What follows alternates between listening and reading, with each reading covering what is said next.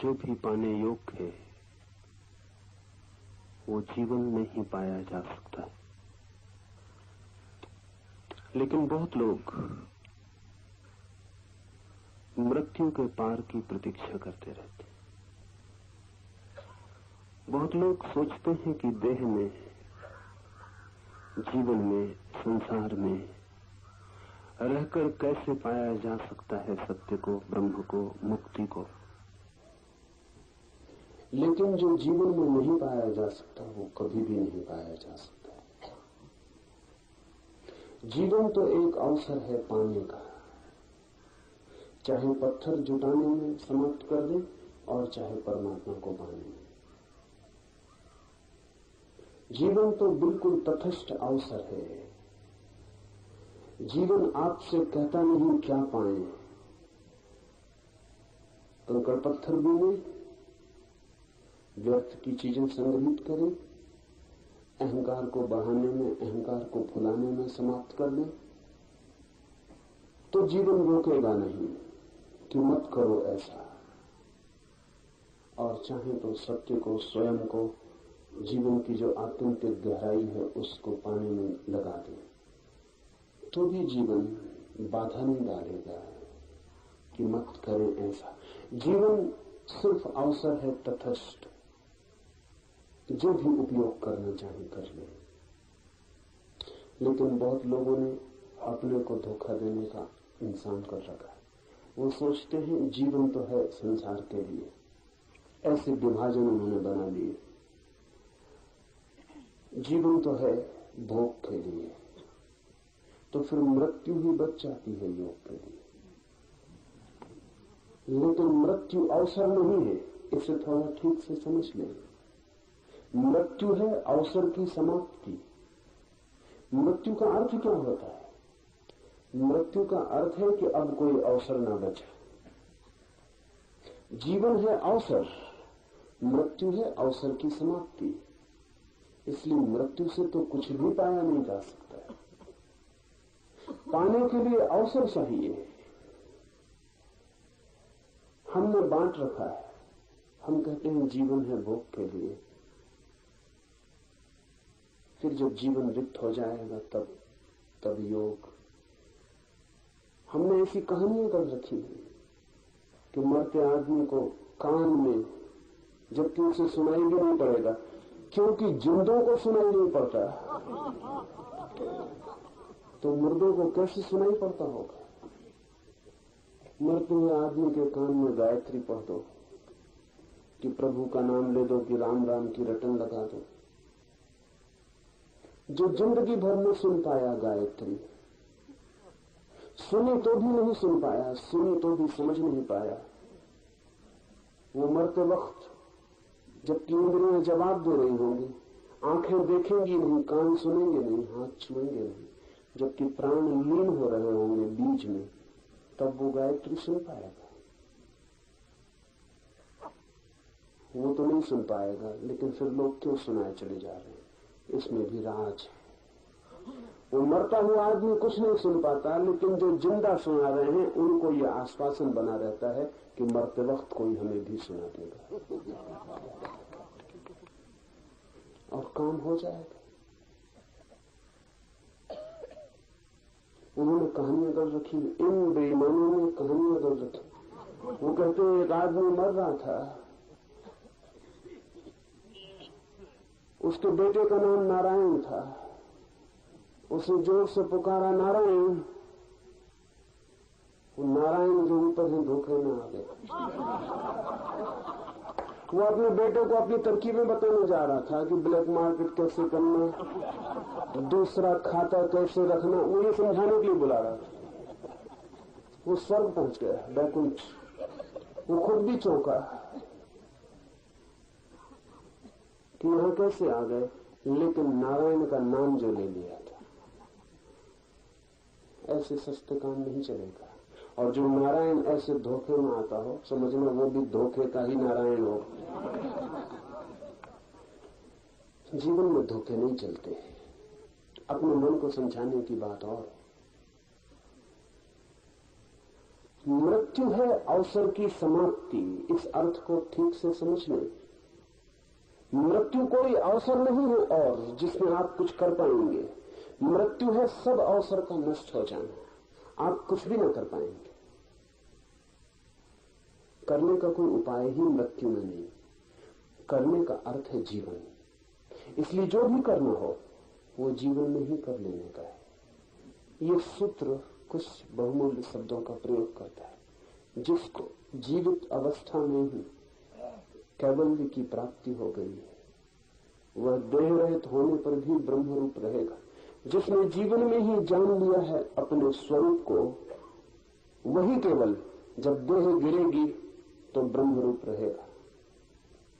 क्योंकि जिसने जीवन भर जाना हो कि मैं देह हूं, मरते वक्त मूर्छित हो जाएगा, पूरी मूर्छा में आ जाएगा। मृत्यु बहुत कम लोगों की जागते हुए होती है। मृत्यु होती है सोते हुए, मरते हुए, मूर्छित, बेहोश।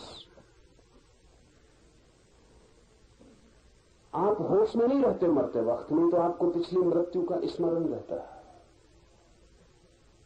बेहोशी में जो घटता है उसका स्मरण नहीं रहता।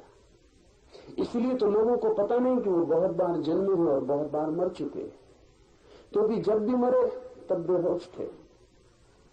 और जो बेहोश मरता है वो बेहोश जन्मता है, क्योंकि मृत्यु और जन्म एक ही चीज की दो घटनाएं हैं। इधर एक आदमी मरता है, ये एक छोर हुआ, फिर वही आदमी एक गर्भ में प्रवेश करता है, वो दूसरा छोर हुआ। मृत्यु और जन्म वो एक ही चीज के, एक ही सिक्के के दो पहलू। जो बेहोश मरता है वो बेहोश जन्मता है। इसलिए आपको ये भी पता नहीं कि आप पहले कभी मरे थे, और आपको ये भी पता नहीं कि आप जन्मे हैं। ये जन्म की खबर भी दूसरों ने आपको दी है। अगर कोई आपको बताने वाला ना हो कि आप जन्मे, आपको कोई स्मरण नहीं आएगा कि आप जन्मे। ये बड़े मजे की बात है। आप जन्मे हैं इतना तो पक्का है, पीछे मरे हो न मरे हो,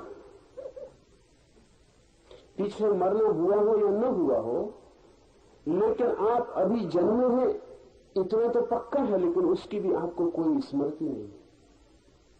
ये भी माँ बाप कहते हैं और लोग कहते हैं, उनसे आपने सुना है। आपके खुद के जन्म की खबर भी अफवाह है, उसका भी कोई प्रमाण नहीं है आपके पास। आपकी चेतना में कोई स्मरण नहीं। क्या होगा कारण इसका? आप जन्मे, बड़ी घटना घटती है जन्म की, उस बड़ी घटना का आपको कोई पता नहीं। ध्यान रखना, जिसको अपने जन्म का पता नहीं है मरते वक्त बहुत मुश्किल होगा उसको पता रखना। जुड़ी है दोनों बातें। मृत्यु घटी है बहुत बार, लेकिन आप बेहोश मरे। मृत्यु को छोड़ दें, रोज आप सोते हैं, सोने की घटना तो रोज घटती है, लेकिन आपको पता है कि जब नींद आती है तब उसके पहले ही आपका होश खो जाता है। आपको नींद से मिलने की कोई खबर?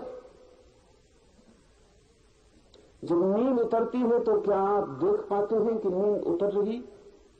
जब तक आप देख पाते हैं तब तक समझना आप जागे हुए, नींद उतरी नहीं। और जब नींद उतर जाती तब आप खो जाते। नींद के उतरते ही आप बेहोश हो जाते। जब नींद तक में होश नहीं संभलता तो मौत में कैसे होश संभलेगा? मौत तो बड़ी प्रगाढ़ निद्रा है, गहनतम निद्रा है, उसमें होश संभालना मुश्किल है। आप बेहोश मरेंगे।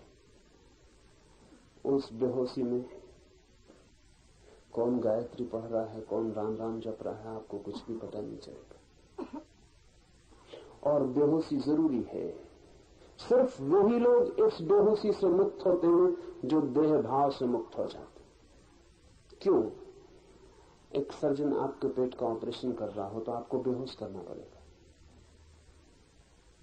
क्योंकि इतनी पीड़ा होगी। उस पीड़ा को आप सह न पाएंगे, न सह पाएंगे, चीखेंगे, चिल्लाएंगे, ऑपरेशन मुश्किल हो जाएगा।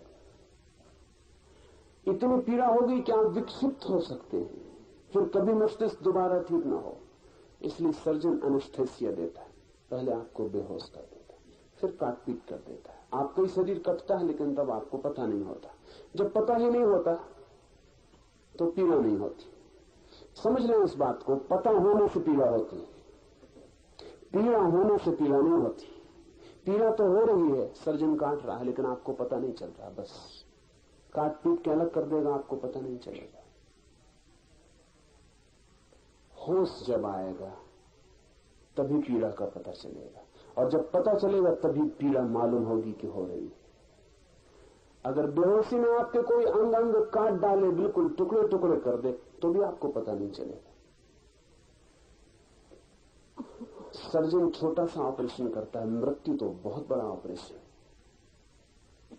मृत्यु से बड़ा कोई ऑपरेशन नहीं। सर्जन तो एक आध अंग काटता है, मृत्यु तो आपके पूरे शरीर को आपसे काट के अलग करती है, तो आपको होश में रखा नहीं जा सकता। इसलिए मृत्यु सदा से प्राकृतिक एनेस्थेसिया का उपयोग करती है। जैसी मृत्यु आती है आप बिल्कुल बेहोश हो जाते। उस बेहोशी में इस जगत का सबसे बड़ा ऑपरेशन, सबसे बड़ी सर्जरी, शल्य चिकित्सा घटित होती है कि आपका शरीर और आपकी आत्मा अलग कर लिए जाते। लेकिन वो आदमी होश में मर सकता है, प्रकृति उसको छूट देती है होश में मरने की। जो आदमी ये जान लेता है कि मैं देह नहीं, क्यों?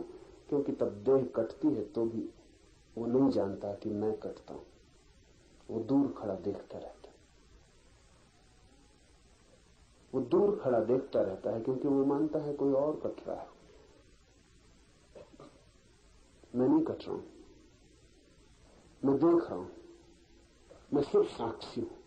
ऐसी प्रतीति जिसकी गहन हो जाती है, प्रकृति उसको अवसर देती है कि वो होश पूर्वक मरता है।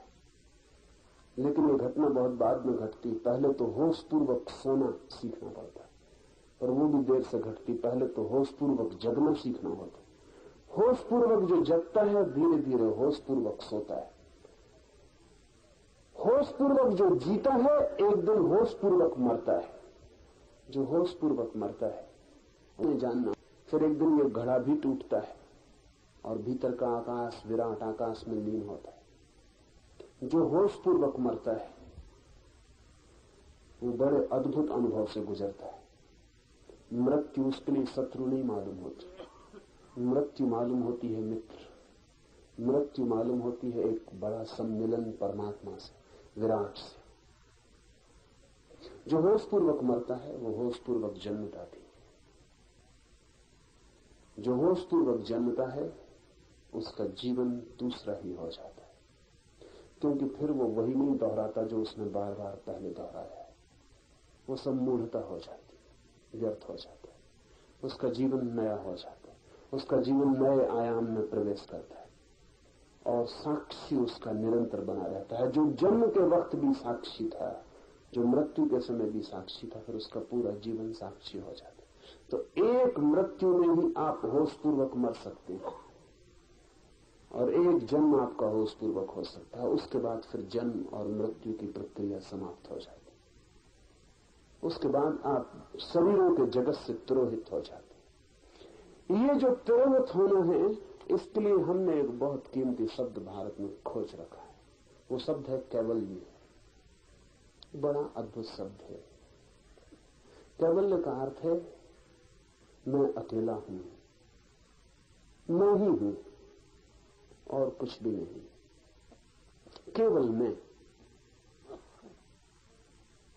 केवल चैतन्य, केवल आत्मा और कुछ भी नहीं, केवल दृष्टा, केवल साक्षी और कुछ भी नहीं। और सब खेल है और सब स्वप्न है। सत्य केवल एक साक्षी चेतना है।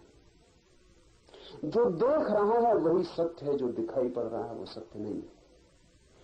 केवल इस अनुभव का नाम है। इसे हम थोड़ा समझें। आप बच्चे थे, फिर आप जवान हो गए, फिर आप बूढ़े हो गए, बचपन चला गया, जवानी आ गई, जवानी चली गई, बुढ़ापा आ गया। तब तो आप एक बदलाहट हैं। बचपन रुकता नहीं, जवानी रुकती नहीं, बुढ़ापा रुकता नहीं, सब चीजें बदल जाती हैं। पर कोई आपके भीतर ऐसा भी तत्व है जो नहीं बदलता। दुखी थे, फिर सुखी हो गए, सुखी थे फिर दुखी हो गए, शांत थे अशांत हो गए, अशांत थे शांत हो गए, सब बदल जाता है। धनी थे दरिद्र हो गए, दरिद्र थे धनी हो गए, सब बदल जाता है। लेकिन क्या कोई एक तत्व आपके भीतर ऐसा भी है जो नहीं बदलता? अगर ऐसा कोई तत्व नहीं है तो आप हैं ही नहीं। आपके होने का क्या मतलब है? फिर आपके बचपन, आपकी जवानी, आपके बुढ़ापे को कौन जोड़ेगा सूत्र की तरह? जैसे माला के मन के प्रयोग होते हैं एक धागे में, तो ही माला है। अगर धागा न हो भीतर पिरोने वाला, मन के ही मन के हो, तो माला तो होगी नहीं, बिखर जाएंगे मन के। आपका बचपन टंगा है एक मनके की तरह, आपकी जवानी टंगी है एक मनके की तरह, आपका बुढ़ापा टंगा है एक मनके की तरह। धागा कहां है जिस पे ये मनके टंगे? और एक कंटिन्यूटी, एक सातत्य। वो सातत्य कहां है? वो सातत्य ही सत्य है, बाकी तो सब बदल जाता है। भारत की परिभाषा यह है कि जो बदल जाता है उसे हम स्वप्न कहते हैं। इसे ठीक से समझ लें, हमारे स्वप्न की अपनी परिभाषा है। जो बदल जाता है उसे हम स्वप्न कहते हैं, और जो कभी नहीं बदलता उसे हम सत्य कहते हैं।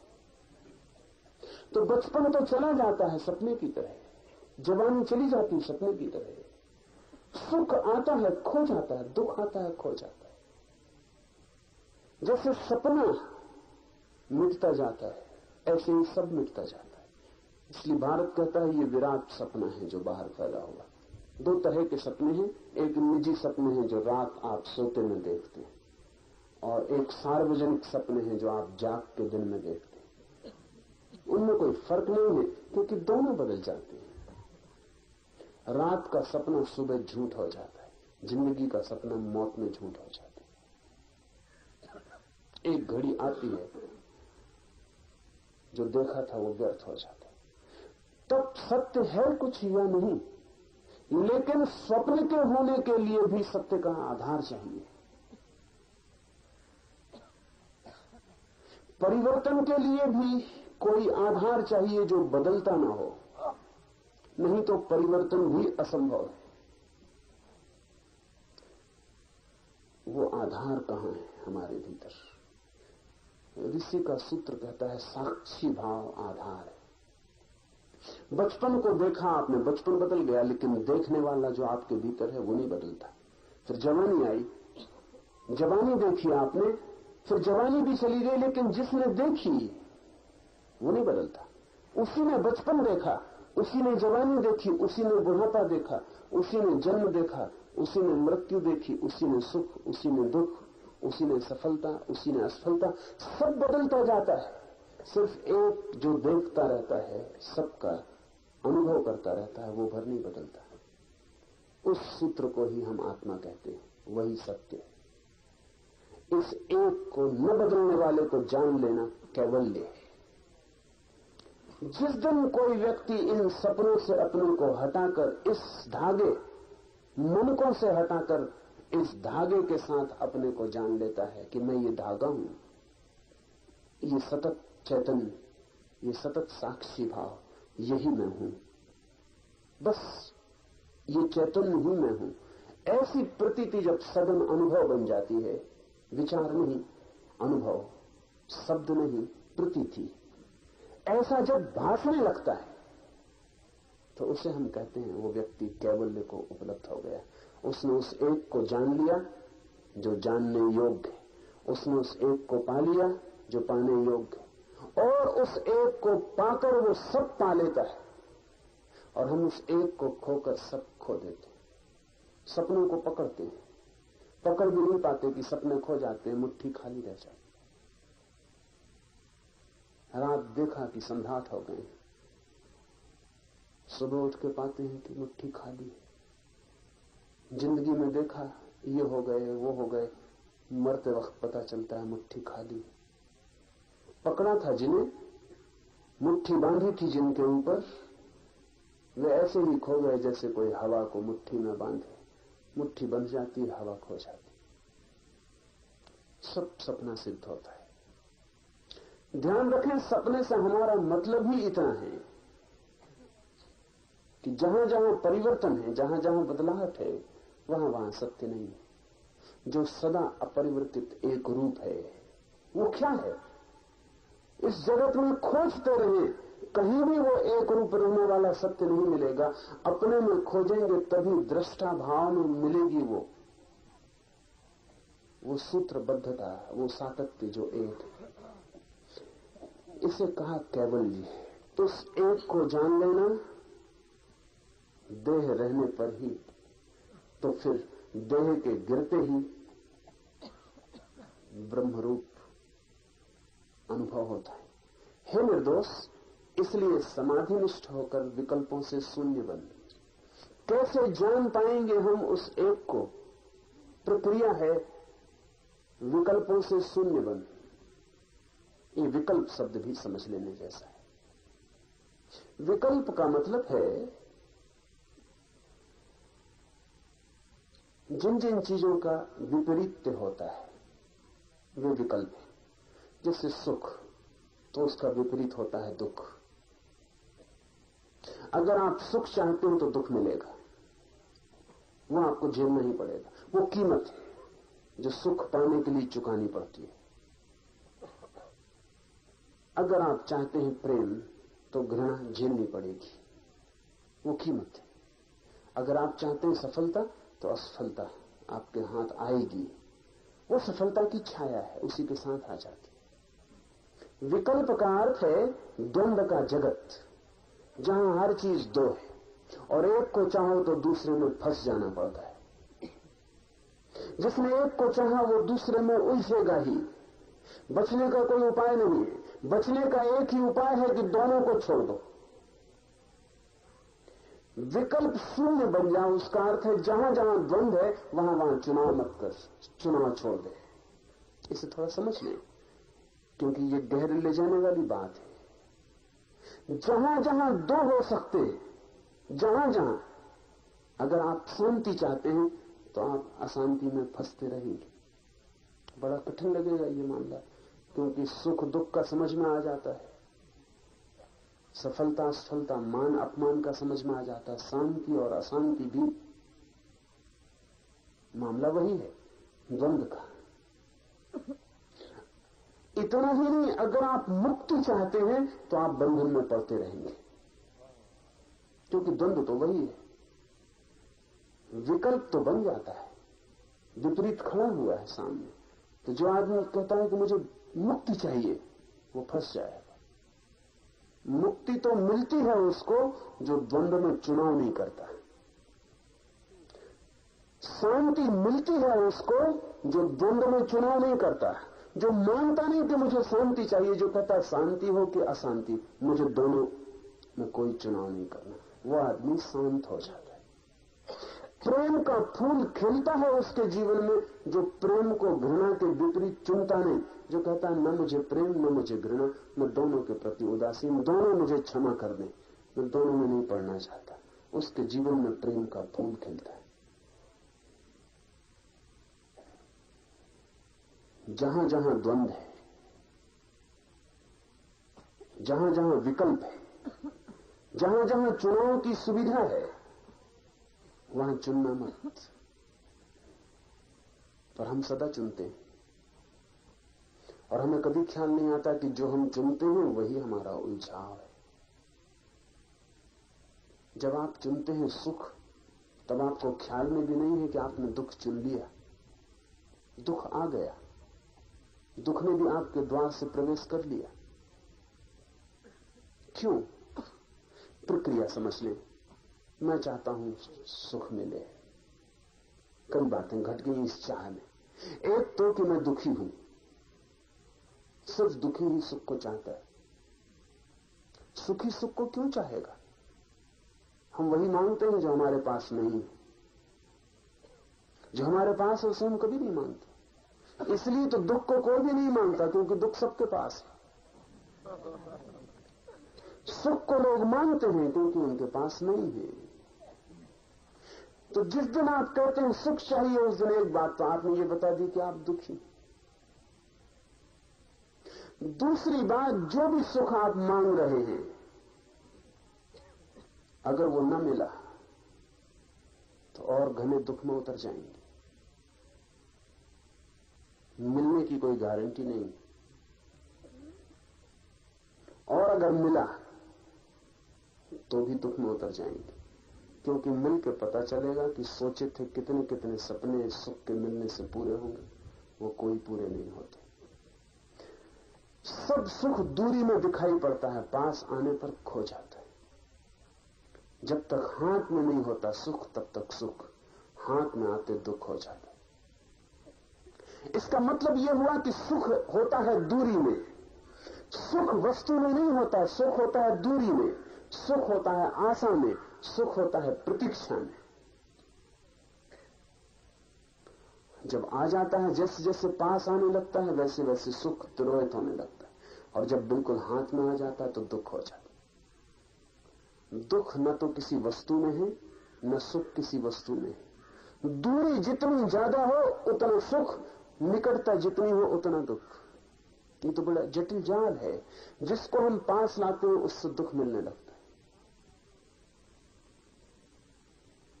तो जितना हम सुख मांगते हैं एक तो मिलेगा नहीं, क्योंकि मांगने से कुछ मिल नहीं जाता।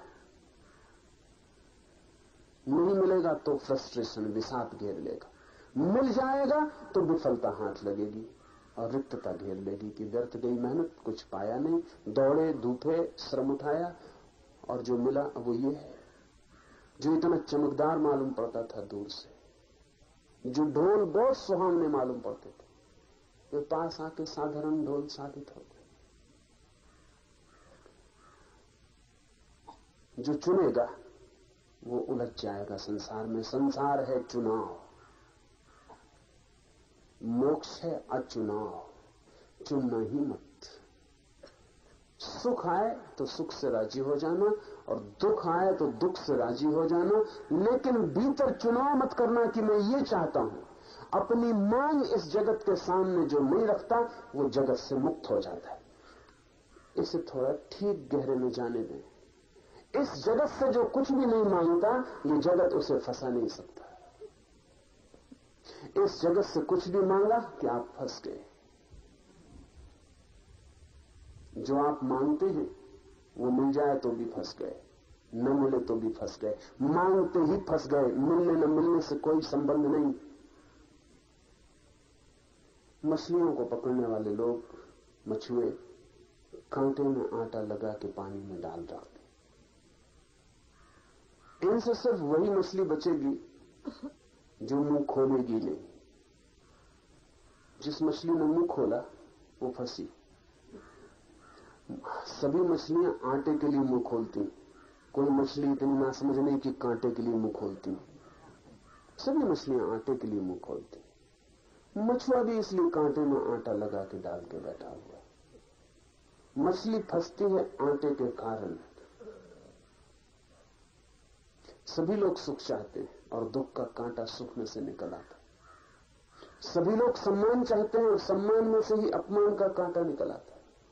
और सभी लोग शांति चाहते हैं और शांति ही अशांति बन जाती। उस मछली का ख्याल करें जो इस आटे और इस कांटे में से चुनाव ही नहीं करती, जो उदासीन इस आटे के पास से तैरती हुई चली जाती। इसको पकड़ना असंभव है। ऐसी मछली की तरह हो जाएं इस जगत में कि जिसका कोई चुनाव नहीं, जो चुनती नहीं, जो मांग नहीं करती। फिर आपके ऊपर कोई बंधन हो नहीं सकता, आप पकड़े नहीं जा सकते। संन्यास्त होने का अर्थ है विकल्प में चुनाव छोड़ देना। इसलिए ध्यान रखना, संन्यास संसार के विपरीत विकल्प नहीं है। और जिन लोगों ने संसार का अर्थ संसार के विपरीत बना रखा है वो संसार में ही उलझे रहेंगे। लोग हैं ऐसे, वो कहते हैं कि संन्यास जो है वो संसार के विपरीत है। हम तो संसार में हैं, हम कैसे सन्यासी हो जाएं? हम तो तब सन्यासी होंगे जब हम संसार छोड़ेंगे। उनका सन्यास भी द्वंद्व है। संसार और सन्यास उनके लिए दो पहलू हैं, विरोधी।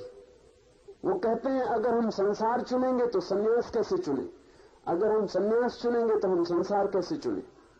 अगर सन्यास का अर्थ द्वंद्व है तो सन्यास का अर्थ ही खो गया। सन्यास का अर्थ ही है निर्द्वंद हो जाना। हम चुनते ही नहीं, जो हो जाता है उसे स्वीकार कर लेते हैं, जो नहीं होता उसकी हम मांग नहीं करते। ऐसी भाव दशा सन्यास है।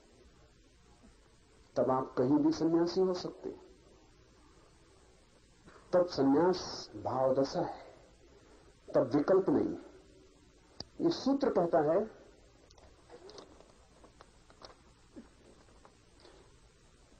इसलिए हे निर्दोष, समाधि निष्ठ होकर विकल्पों से शून्य बन। समाधि आती ही तब है जब कोई विकल्पों से शून्य होता है। जिस समय निर्विकल्प समाधि द्वारा आत्मा का दर्शन होता है, उसी समय हृदय की अज्ञान रूप गांठ का पूर्ण नाश हो जाता है। दो तरह की समाधियां कही हैं। एक समाधि है सविकल्प समाधि, वो नाम मात्र को समाधि है। सविकल्प समाधि का अर्थ है कि किसी व्यक्ति ने शांत होना चुन लिया। इसे समझ लें। अक्सर लोग पहले तो यही चुनते हैं, संसार से बहुत पीड़ित हो जाते हैं तो अशांत हो जाते हैं, बेचैन हो जाते हैं, तो जो सोचते हैं ध्यान से शांति मिल जाए। अशांति के विपरीत शांति को चुनते हैं तो ध्यान से शांति मिलनी शुरू होती, लेकिन उस शांति की भी गहरे में अशांति का पहलू छिपा रहता है। वो विकल्प मौजूद रहेगा, क्योंकि आपने शांति को चुना ही अशांति के विपरीत है। जिसके विपरीत आपने चुना है उससे आप छूट नहीं सकते, वो मौजूद रहेगा। इतना हो सकता है कि जो आपने चुना है वो पहलू ऊपर आ जाए और जो आपने नहीं चुना है वो नीचे चला जाए, बाकी वो मिट नहीं सकता। चुनाव कभी भी द्वंद्व के बाहर नहीं ले जा सकता, द्वंद्व रहेगा। तो जो आप चुनते हैं वो चुनाव के कारण ही विपरीत मौजूद बना रहता है। तो आप शांत भी हो सकते हैं, लेकिन शांत होना आपका ऊपर ऊपर होगा। शांत होना ऊपर ऊपर होगा, भीतर अशांति छिपी रहेगी और आप सदा डरे रहेंगे कि अशांति कहीं फूट ना आए।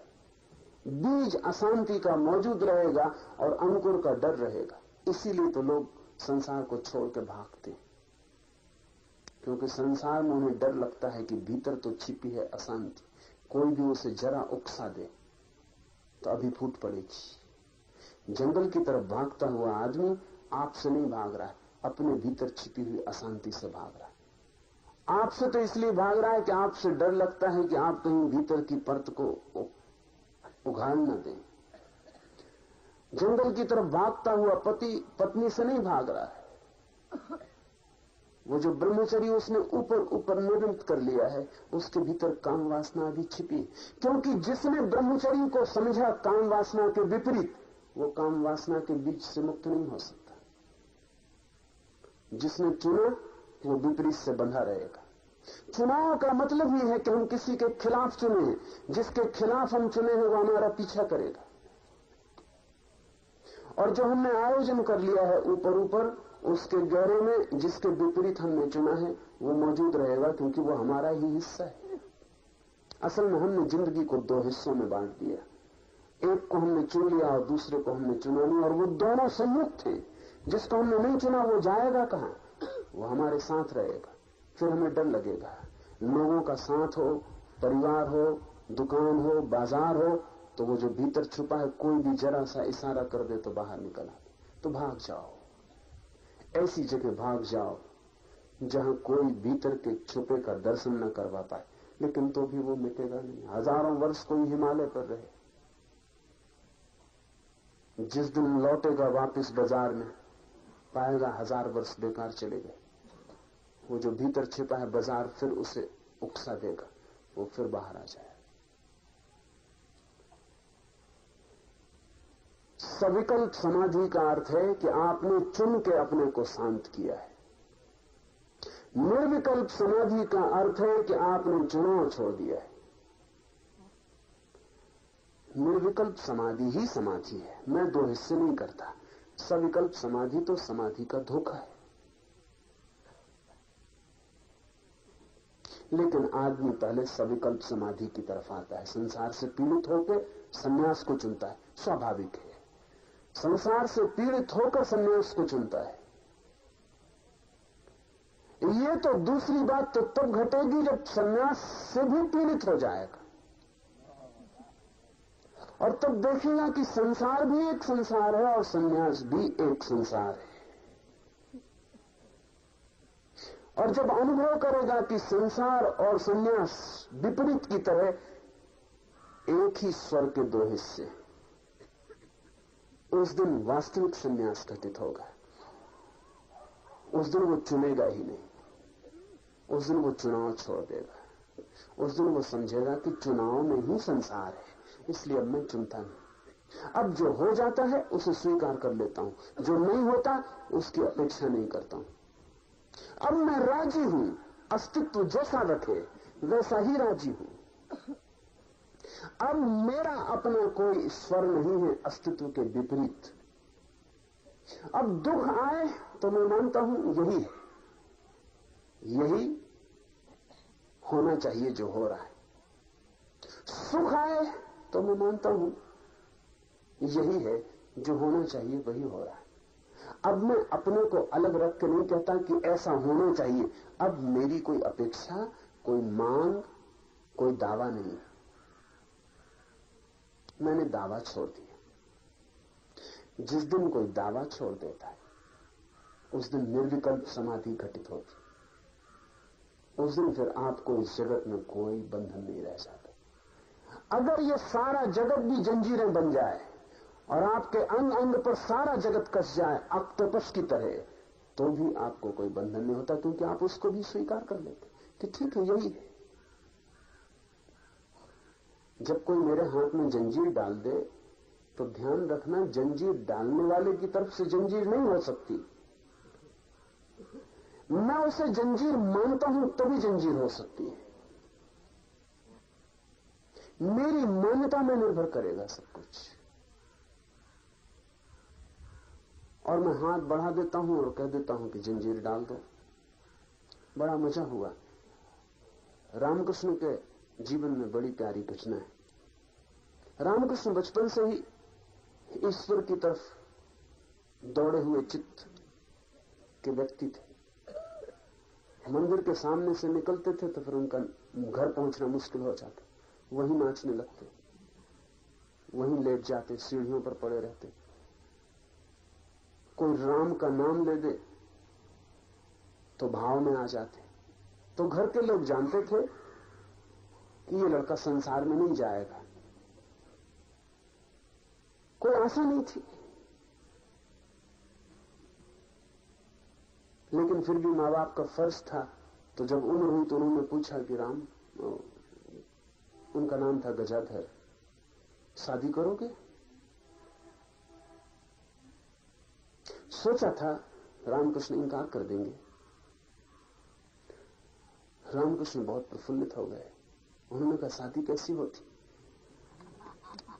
जरूर करेंगे।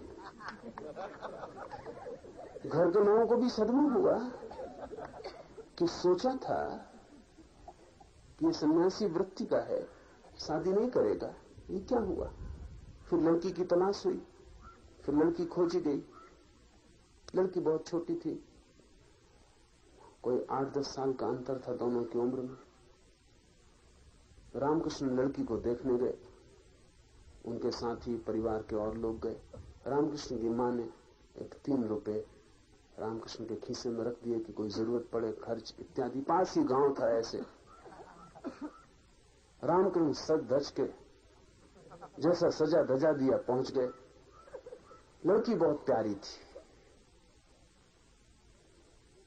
रामकृष्ण ने वो 3 रुपए उसके पैर में रख के उसके पैर छू लिए। तो सब मुश्किल में पड़ गए और सबने कहा कि पागल, ये तेरी पत्नी होने वाली,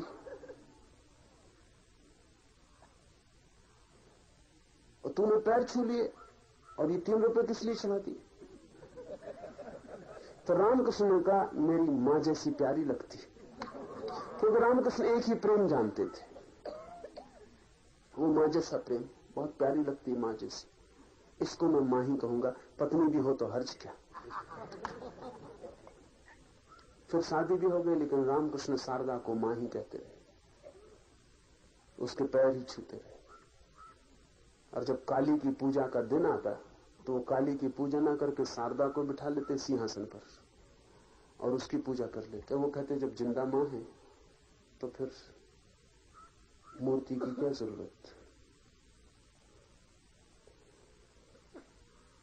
पत्नी बंधन न रही, उसे बंधन की तरह देखा ही नहीं। हाथ बढ़ा दिया, जंजीर ले ली। आपके भाव दशा में निर्भर करता है। दुख दुख है क्योंकि आप दुख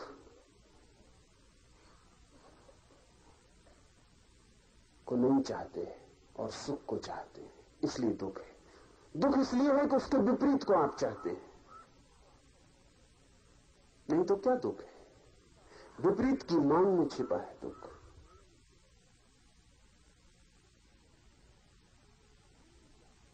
अशांति क्या है? क्योंकि आप शांति को चाहते हैं, इसलिए अशांति है। हमारे चुनाव में हमारा संसार है। ये सूत्र कहता है जो चुनाव रहित हो जाता है, जो निर्विकल्प हो जाता है, उसे आत्मा का दर्शन होता है। क्योंकि जो बाहर चुनाव नहीं करता, न चुनता है सुख को न दुख को, न प्रेम को न घृणा को, न संसार को न मोक्ष को, न पदार्थ को न परमात्मा को, जो बाहर चुनता ही नहीं, जिसके सब चुनाव क्षीण हो जाते हैं, वो तत्काल भीतर पहुंच जाता है। क्योंकि चुनाव में ही चेतना अटकती है बाहर। जिसे हम चुनते हैं उसमें हम अटक जाते हैं। जब कोई चुनता ही नहीं तो अटकाव नष्ट हो गया, उसका संबंध किनारे से छूट जाता है, उसका संबंध भीतर की मझधार से जुड़ जाता है, वो भीतर की धारा में लीन हो जाता है। आत्मा का दर्शन होता है उसे जो निर्विकल्प भाव को उपलब्ध होता है, और तब हृदय की अज्ञान रूपी गांठ पूर्णतः नष्ट हो जाती। आत्मा के ऊपर ही आत्मभाव को दृढ़ करके अहंकार आदि के ऊपर वाले आत्मभाव का त्याग करना, घड़ा वस्त्र आदि पदार्थों से जिस प्रकार उदासीन भाव से रहा जाता है, उसी प्रकार अहंकार आदि की तरफ से भी उदासीन भाव से रहना। ये उदासीन शब्द भी समझ लें। उदासीन का मतलब उदास रहना नहीं। उदासीन का मतलब है चुनाव रहित रहना।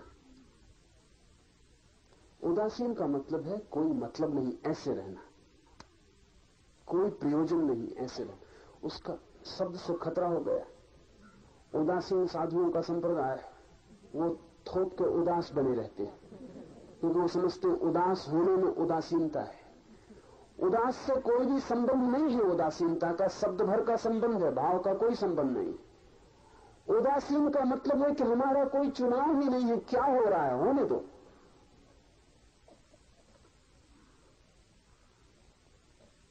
उदासी नहीं, उदासीनता, इनडिफरेंस,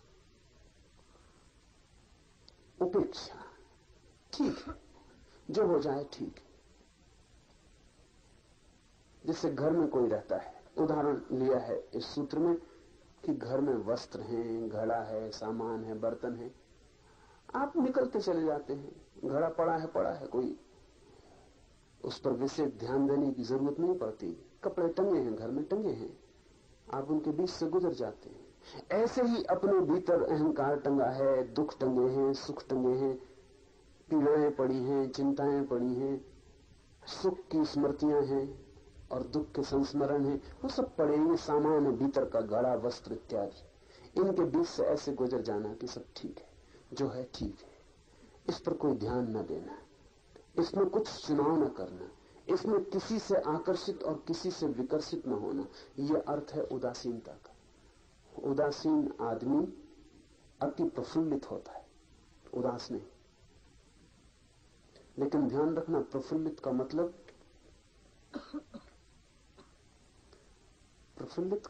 यह होता है कि अब कोई भी चीज उसे परेशान नहीं करती, इसलिए भीतर का फूल खिलना शुरू हो जाता है। अब कोई चीज उसको हैरान नहीं करती, इसलिए भीतर वो आनंद में रहता है। उदासी थोप ली अगर आपने जबरदस्ती अपने ऊपर, तो आप प्रफुल्लित न हो पाएंगे। उदासीन होना, इसी तरह देखना प्रयोग करके। रास्ते से गुजर रहे हैं, प्रयोग करके देखना कि 5 मिनट बिल्कुल उदासीन होकर गुजरूं रास्ते से, तब कौन सा मकान सुंदर है कौन सा नहीं है बराबर है। तब कौन सा आदमी पास से गुजरा, वो अमीर था कि गरीब था, प्रतिष्ठित था कि अप्रतिष्ठित था, नेता था कि चोर था, कोई भी था, कोई प्रयोजन नहीं। तब कोई सुंदर स्त्री गुजरी, कोई सुंदर पुरुष गुजरा, कोई सुंदर कपड़े दिखाई पड़े, कोई प्रयोजन नहीं। 5 मिनट रास्ते से ऐसे गुजरना जैसे रास्ता खाली है और जंगल से गुजर रहे हैं, वहां कुछ है ही नहीं। इसकी कोशिश करके देखना, सिर्फ तटस्थ, तत्काल आप पाएंगे कि रास्ता व्यर्थ हो गया। उसकी सार्थकता आपके भीतर लगाव में थी।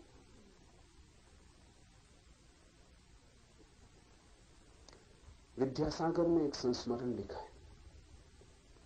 लिखा है कि एक दिन सांझ घूमने गया था और एक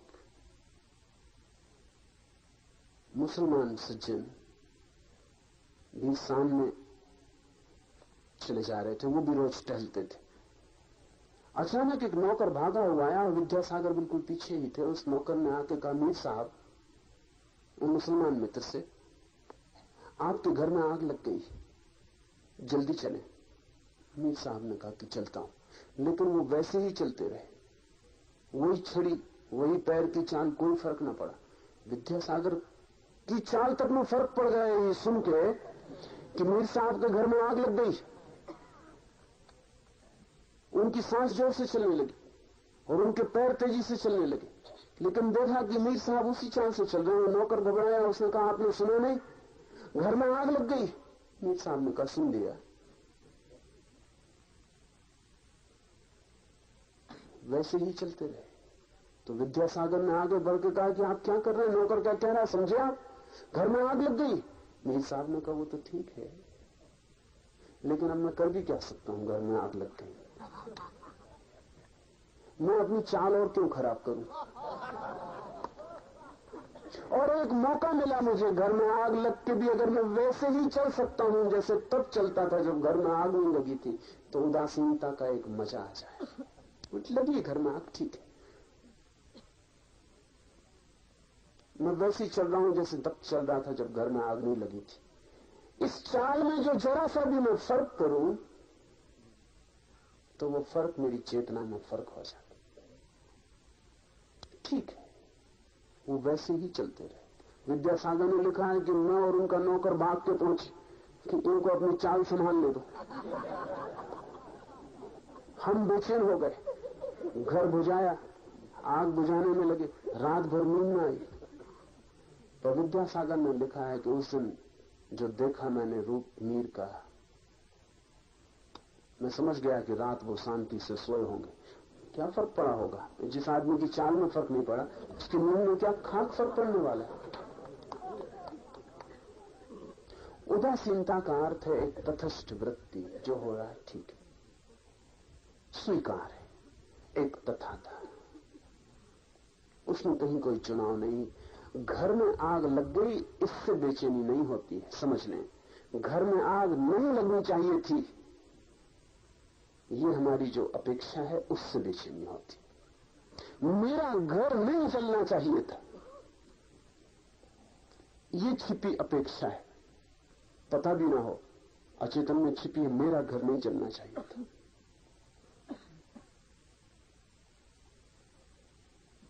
तो घर जल गया तो वो भीतर की अपेक्षा टूटी, उससे चाल डगमगा जाती, उससे चेतना डगमगा जाती। लेकिन जिसकी कोई अपेक्षा नहीं, कुछ भी हो जाए, जो भी हो जाए, उसके विपरीत कोई भाव और आग्रह नहीं है, इसलिए चेतना नहीं डगमगाती। वो चेतना का अकंप होना ही उदासीनता है।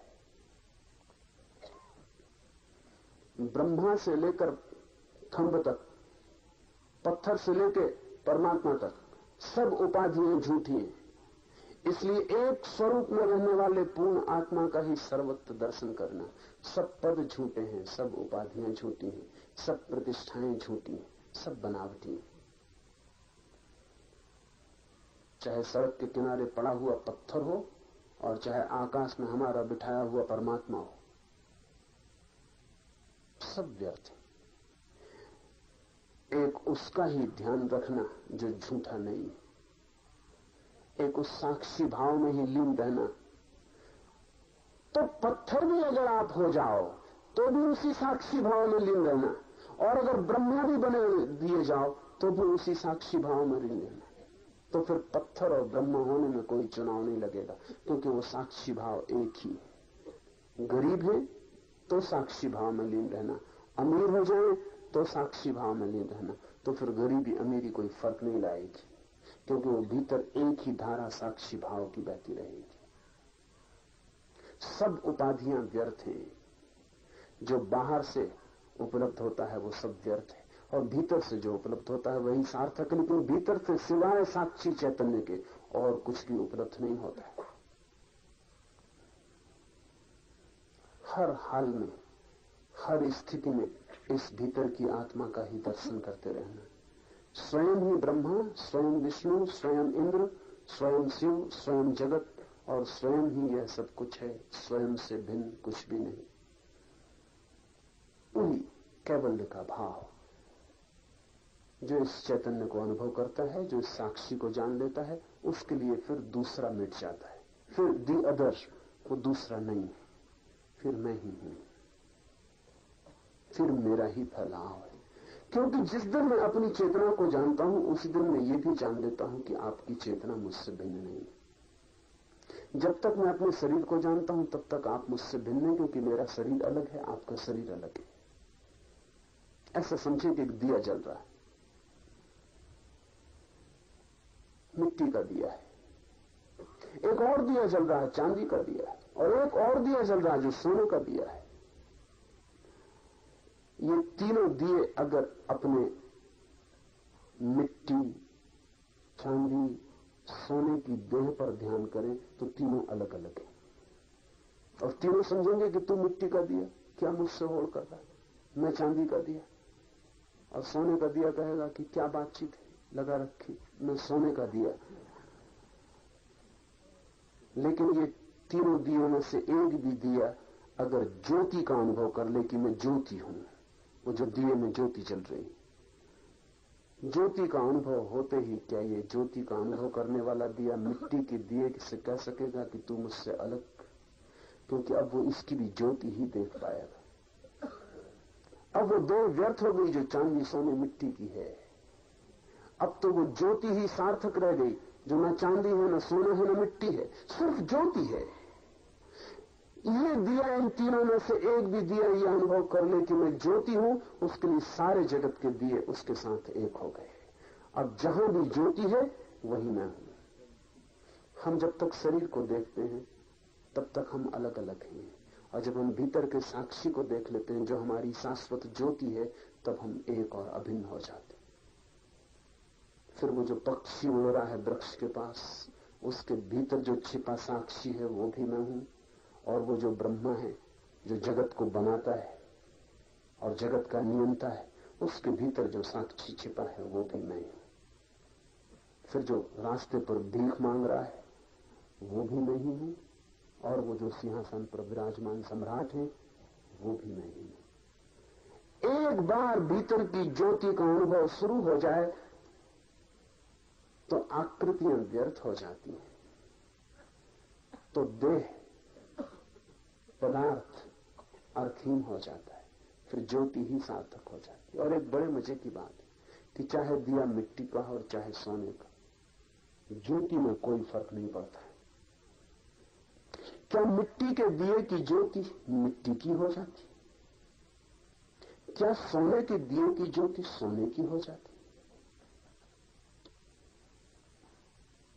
कोई भेद नहीं पड़ता। ज्योति ज्योति ही रहती, ज्योति एक सी ही रहती। ज्योति के होने में कोई भी अंतर नहीं आता। देह के कारण किसी की ज्योति में कोई अंतर नहीं आया। अज्ञानी से अज्ञानी के भीतर भी वही ज्योति जल रही है जो बुद्ध के भीतर जलती है, पर बुद्ध को इसका पता है और अज्ञानी को इसका पता नहीं। और पता में क्या फर्क है? बुद्ध ने दिए का ऊपरी रूप की फिक्र छोड़ दी और भीतरी ज्योति का पता लगा लिया, और अज्ञानी अभी ऊपरी रूप मिट्टी सोने चांदी की देह से घिरा है और ज्योति की खोज नहीं कर पाया। लेकिन ज्योति मौजूद है। मैं ही हूं सब में फैला हुआ। ऐसी प्रतीति का नाम अध्यात्म। दो तीन जरूरी सूचनाएं। पहले दिन मैंने आपसे कहा प्रसन्न रहें, प्रफुल्लित रहें, आनंदित रहें, हंसते रहें, जितना हंस सके, अकारण भी तो हंसते रहें। लेकिन एक बात मैंने जान के छोड़ दी थी, जान के। मैंने ये सूचना आपको नहीं दी थी कि जब मैं यहां बोल रहा हूं तब आप अकारण ना हंसे, लेकिन वो मैंने जान के छोड़ दी थी। मैं पता लगाना चाहता था कि दो चार बुद्धिमान जरूर आए होंगे, वो जब मैं बोल रहा हूं तब भी हंसेंगे, और उनकी हंसी के कारण वो खुद भी समझने से वंचित रह जाएंगे जो मैं कह रहा हूं, और दूसरों को भी बाधा देंगे। और मेरा अनुमान गलत नहीं निकला।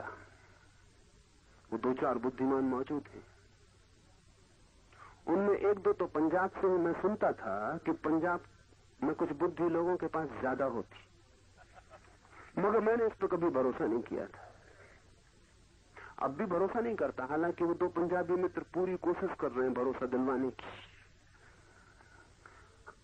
वो तो ठीक है, लेकिन ये मैंने कभी नहीं सोचा था कि उनके सत्संग में दो चार गुजराती भी ऐसा करेंगे। गुजरातियों से ज्यादा बुद्धि की आशा नहीं थी, मगर वो पंजाबियों से होड़ ले रहे। मूर्खता में भी होड़ शुरू हो जाती। और ध्यान रखें, अति पर चला जाना सदा आसान है, मध्य में रुकने का सवाल है। या तो सकल सूरत मुर्दे की तरह बना के बैठे रहेंगे, और या फिर मूढ़ की तरह प्रफुल्लता प्रकट करने लगेंगे, वो भी प्रफुल्लता नहीं। तो जब मैं बोल रहा हूं तब अगर आप जोर से अकारण आवाज करते हैं तो आपको पता नहीं आप क्या कर रहे हैं। आप सिर्फ लोगों का ध्यान आकर्षित कर रहे हैं। आप बता रहे हैं कि मैं भी यहां हूं। वो कोई समझदारी नहीं, और उससे कोई आपके ध्यान में लाभ होने का नहीं। जब मैं बोल रहा हूं तब तो शांत मन की सारी वृत्तियों को अलग करके चुप हो जाना चाहिए, ताकि मैं जो कह रहा हूं वो भीतर प्रवेश कर सके। अगर मैं कुछ बोल रहा हूं, आप जोर से अकारण हंस देते हैं, तो जो भीतर जा रहा था वो आपकी हंसी के धक्के में बाहर चला जाएगा। वो आपने बाहर फेंक दिया। तो थोड़ा सोच के चले। सोच के नहीं चलेंगे तो गहरे कभी नहीं उतर पाएंगे। दूसरी बात, कल मैंने सूचना करवाई है कि सुबह के ध्यान में ही वस्त्र उतारना चाहें तो उतारे, उपयोगी है। लेकिन दोपहर के कीर्तन या रात के ध्यान में बिल्कुल उपयोगी नहीं है। मेरे लिए न तो वस्त्रों का मूल्य है और न नग्नता का। इसे थोड़ा ख्याल में ले लें। कई बार भ्रांति होती है, कई बार ऐसा लगता है कि शायद मैं ये कह रहा हूं कि आप नग्न हो गए तो मोक्ष मिल गया। इतना आसान नहीं तो सभी पशु पक्षी अब तक मोक्ष में होते। और अगर आपके वस्त्रों के कारण ही मोक्ष रुका है तो दुनिया भर को नग्न करके मोक्ष में पहुंचा देने में बहुत अड़चन नहीं। इतना आसान और इतना सस्ता नहीं। जब मैं कहता हूं कि किसी ऐसे क्षण में जब आपको लगे कि वस्त्र बाधा डाल रहे हैं शरीर की गतिविधि में, अभिव्यक्ति में, वस्त्रों को अलग कर दें, नग्नता सहयोगी होगी। लेकिन कुछ नासमझ ऐसी भी होंगे ही हैं। कुछ नासमझ वस्त्रों को पकड़े रहते हैं, कुछ नासमझ नग्नता को पकड़ लेते हैं। वो समझते हैं कि नग्न खड़े हो गए, अब कुछ करने का है ही नहीं। तो मैं देखता हूं एक दो जन को वो ध्यान भी नहीं करते, वो सिर्फ नग्न खड़े हो जाते, पर्याप्त। सिर्फ नग्न खड़े हो जाने से कुछ भी ना होगा।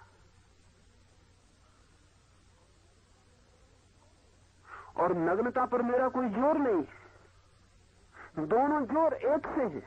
कुछ लोग सोचते हैं कि वस्त्र अगर हटा दिए तो जिंदगी गई हाथ से, उनके मन में भी वस्त्रों का बड़ा मूल्य। और कुछ लोग सोचते हैं वस्त्र हटा दिए तो सब कुछ मिल गया, उनके मन में भी वस्त्रों का बहुत मूल्य। ये दोनों एक से हैं। कपड़ों से ढके हुए लोग और नग्न साधु एक से हैं, उनकी बुद्धि एक सी है, उसमें कोई बहुत अंतर नहीं। दोनों की मान्यता यह है कि वस्त्र बड़े कीमती है। इसलिए नहीं कहता हूं कि आप वस्त्र हटा दें कि नग्न होने से मोक्ष मिल जाएगा। नग्न तो आप हैं ही, वस्त्रों के भीतर है, इससे क्या फर्क पड़ने वाला है? वस्त्रों के बाहर हो जाएंगे या वस्त्रों के भीतर है। जब मैं कहता हूं कि वस्त्र हटाने का उपयोगिता आपको प्रतीत हो, भीतर शरीर की ऊर्जा जग जाए, श्वास के तीव्र प्रहार से बायो एनर्जी, जैविक ऊर्जा जगने लगे और आपको लगे कि वस्त्र बाधा डाल रहे हैं, तो ही अलग करें, नहीं तो कोई मतलब नहीं। और दोपहर के कीर्तन में बिल्कुल भी अलग करने की जरूरत नहीं, न रात्रि के ध्यान में अलग करने की जरूरत है। और अगर कोई जिद करेगा दोपहर के कीर्तन में, रात कैंपस से हम उसे अलग करेंगे। सुबह के ध्यान में आप पूरी तरह, क्योंकि उसकी वैज्ञानिक अर्थवत्ता है, जब गहरी सांस ली जाती है और शरीर की ऊर्जा जोर से जगने लगती है तो वस्त्र बाधा डालते हैं, तो हटा दे। और फिर दूसरा जो चरण है जिसमें मैं आपको कहता हूं कि जो भी आपके मन में आ जाए उसे रोके मत, सब तरह का सप्रेशन छोड़ दें। उसमें अगर आपके मन में आ जाए वस्त्र को हटाना है तो हटा दें, लेकिन कीर्तन में कोई जरूरत नहीं, रात के ध्यान में भी कोई जरूरत नहीं। नग्नता कोई सिद्धांत मत बना ले, नग्नता एक उपाय है। तीसरी बात, कुछ विदेशी सन्यासी सन्यासियां कुएं पर नग्न स्नान करते होंगे, तो कुछ भारतीय मित्र भीड़ लगा के वहां देखने खड़े हो जाए।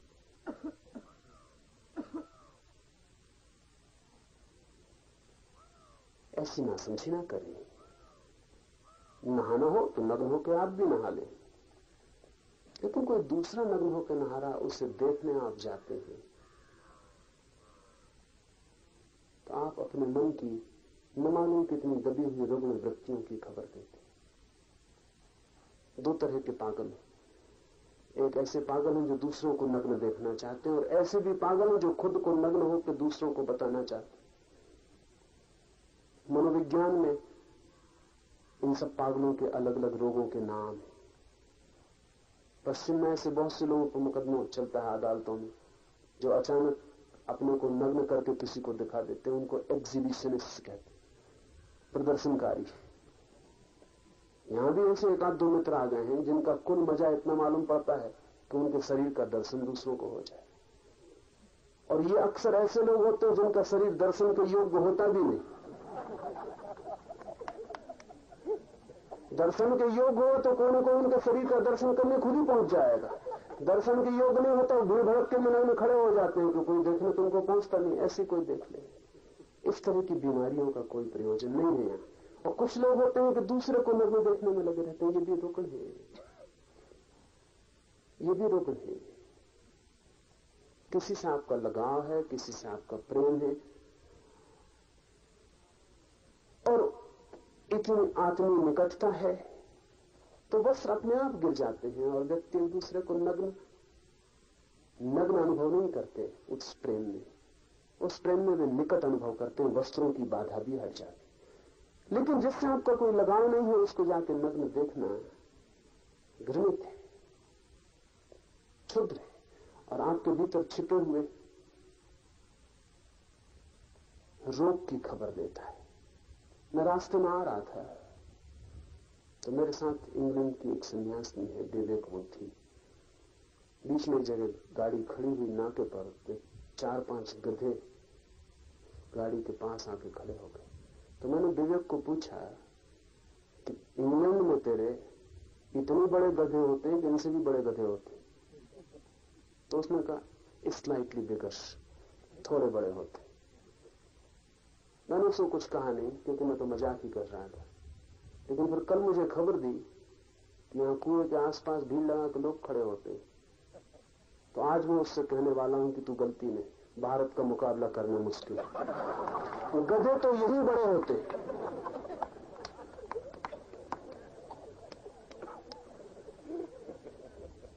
चौथी बात, जब 30 मिनट ध्यान के प्रयोग के बाद मैं कहता हूं चुप हो जाएं, मौन हो जाएं, तब भी अगर आप चुप और मौन नहीं हो पाते तो आप ध्यान नहीं कर रहे हैं, आप हिस्टीरिया में। इस फर्क को थोड़ा समझ लें। जब मैं कहता हूं 10 मिनट तीव्र श्वास लें, तो आपको मालिक होना चाहिए। जब मैं कहता हूं 10 मिनट पागल हो जाए, तो आपको मालिक होना चाहिए पागलपन का भी। आप पागल हो रहे हैं, पागलपन आप पे नहीं आ रहा है। आप अपनी निजता से अपने भीतर जो है उसे उलीझ कर बाहर फेंक रहे हैं। और जब मैं कहता हूं आप 10 मिनट का हुंकार करें, तो आप कर रहे हैं। ये हुंकार आपको ना पकड़ ले, नहीं तो आप गुलाम हो गए। और फिर जब मैं कहता हूं स्टॉप कंप्लीटली, रुक जाए बिल्कुल, तो जो आदमी नहीं रुकता वो हिस्टेरिक है। उसका मतलब ये कि उसके बस में नहीं है मामला, वो रुक नहीं पा रहा, वो चिल्लाए चला जा रहा, रो चला जा रहा। मतलब रोना ऊपर हावी हो गया, ये नहीं चलेगा। वो आदमी रुक है, वो ध्यान नहीं कर रहा है। ध्यान का मतलब है आपकी मालिकियत स्थापित करनी है। और अगर मालिकियत स्थापित नहीं होती तो हिस्टीरिया में और ज्ञान में फिर कोई फर्क नहीं रह जाएगा। तो जब मैं कहता हूं रुक जाए, तब क्षण रुक जाना है। उसमें एक क्षण की भी देरी खबर दे रही है कि आप मालिकियत खो दिए, और जो आप कर रहे थे वो मालिक हो गए। चिल्ला रहे थे तो चिल्लाने ने आपको पकड़ लिया, अब आप छोड़ नहीं पा रहे। अगर चिल्लाना आपको पकड़ लो, आप न छोड़ पाए, तो फिर आप शांति में प्रवेश न कर सकेंगे। मालिकियत शांति में ले जाती। तो 2-4 लोग हैं कि मैं कहता रहता हूं चुप हो जाए, वो चुप ही नहीं होते। वो सोचते हैं कि ध्यान इतना लग गया है कि अब चुपके से वो ध्यान नहीं लगा है। और आज अगर ऐसा किया तो निकाल उन्हें बाहर करेंगे, क्योंकि उनके इलाज की जरूरत है, उनको ध्यान की जरूरत नहीं। और जब 30 मिनट के बाद आप सोचते हैं कि अब खांसी आ रही, फला हो रहा, इस भूल में मत पड़े। खांसी इन्फेक्शियस बीमारी। एक आदमी खांस देता है, 10-5 मूड उसका अनुगमन करते हैं। उसकी खांसी भला वास्तविक रही हो, ये 10-5 अनुगमन करते हैं, क्योंकि कल रात आपने देखा खांसी भी रुक गई। वो कैसे रुकी? जब मैंने कहा खांसी भी नहीं, तो वो कैसे रुकी? वो झूठी थी। खांसी भी नहीं चलने देंगे। और जरा प्रयोग करके देखें, 10 मिनट में प्राण नहीं निकल जाएंगे। आपको पता नहीं कि मन कितनी तरकीबें करता। मन कहता बड़ी खांसी आ रही, खांस लो, वो उसने दिल में डाल दिया। आप खांस लिए, आप सोचे क्या करें, खांसी तो मजबूरी थी। ये मजबूरी नहीं थी। आप ख्याल करते हैं कि मैं 2 घंटे बोलता हूं, तब आपको एक दफा खांसी नहीं आती, और जब 10 मिनट आपको चुप रहने को कहता हूं तो एकदम खांसी आने लगती। अगर खांसी ही आनी चाहिए तो उसी अनुपात में चलनी चाहिए पूरे वक्त, वो नहीं चलती। सिनेमा में बैठे 3 घंटे खांसी नहीं आएगी। क्या हो क्या जाता है? मंदिर में गए एकदम खांसी शुरू। ये मंदिर में कोई खांसी के कीटाणु बैठे हुए? खांसी सिनेमा गृह में चले समझ में आ सकता है, क्योंकि वहां कीटाणु है काफी। मंदिर में चलती है जहां बिल्कुल सब स्वच्छ सफाई है। कारण मानसिक है। ये खांसी शारीरिक नहीं है जो आपको आती है, ये मानसिक है। इसको रोके, बिल्कुल रोके। 10 मिनट में क्या होगा? ज्यादा से ज्यादा प्राण निकल जाएंगे ना। किसी के निकलते कभी शुरू नहीं गए कि 10 मिनट खांसी रोक ली तो उनके प्राण निकल गए। 10 मिनट खांसने से भला निकल गए हो, खांसी रोकने से कभी नहीं निकले। कृपा करें, बिल्कुल रोक दें, बिल्कुल मुर्दा हो जाए। जब मैं कहता हूं स्टॉप, रुके, तो रुक जाएं, बिल्कुल जड़ हो जाएंगे। तो काम व्यर्थ हो जाता है। वो शक्ति जगती है, उसको भीतर काम करने का मौका नहीं मिल पाता। खांसी वांसी में निकाल के अपने घर वापस लौट गए। फिर मेरे पास आके कहते हैं कि कुछ हुआ नहीं। खांसो, इतना भी क्या कुछ कम हो रहा है? मेरे पास आते हैं कि ध्यान नहीं हुआ, और मैं जानता हूं कि वो खांस रहे थे पूरे वक्त, ध्यान भी क्या करे। थोड़ा मालकियत स्थापित करिए। जब मैं कहता हूं चुप, तो यहां ऐसा सन्नाटा हो जाना चाहिए कि यहां कोई भी नहीं, मिट गए, तो ही परिणाम होगा।